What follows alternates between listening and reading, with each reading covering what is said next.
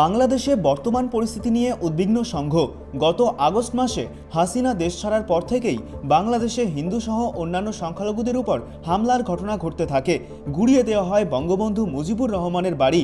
বারবার এই বিষয়ে তত্ত্বাবধায়ক ইউনূস সরকারকে বিষয় সম্পর্কে ওয়াকিবহাল করা হলেও তারা বিশেষ আমল দেয়নি বলেও বিভিন্ন মহলের অভিযোগ। একদা ভারতের বন্ধুরাষ্ট্র বাংলাদেশ বর্তমানে চীন পাকিস্তানের দিকে তাদের বৈদেশিক নীতি ঘোরাচ্ছে এমন ইঙ্গিতও পাওয়া যাচ্ছে। এই অবস্থায় বাংলাদেশের ঘটমান পরিস্থিতির দিকে নজর রাখছে আরএসএস।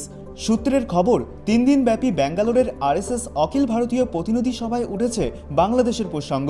সেখানে বলা হয়েছে সুপরিকল্পিতভাবে আক্রমণ চালানো হচ্ছে বাংলাদেশের সংখ্যালঘুদের উপর।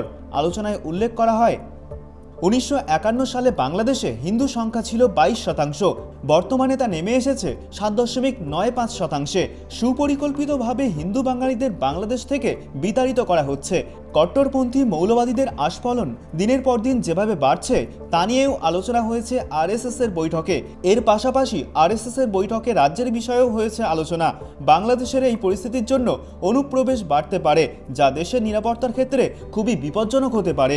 এছাড়াও রাজ্যের হিন্দু মন্দির ও প্রতিষ্ঠানে আক্রমণ দিনের পর দিন বেড়েই চলেছে, সেটাও চিন্তার বিষয়। তাও আলোচনা হয়েছে প্রতিনিধি সভায়। সাংগঠনিক বিষয়ে বৈঠকে আলোচনায় দেখা গেছে গত 1 বছরে সংঘের শাখার সংখ্যা 10,000 বৃদ্ধি পেয়েছে। এছাড়া সারা ভারতবর্ষে বর্তমানে 51,570-এর বেশি স্থানে নিত্য শাখা, সাপ্তাহিক মিলন ও মাসিক মণ্ডলী চলেছে।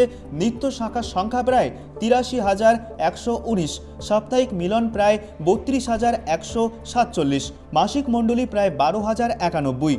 আগামী বছর পশ্চিমবঙ্গে বিধানসভা নির্বাচন। তার আগে আরএসএসের সভায় বাংলাদেশে হিন্দু নির্যাতনের প্রসঙ্গকে সামনে নিয়ে আসা যথেষ্ট তাৎপর্যপূর্ণ বলেই মনে করছে রাজনৈতিক মহল।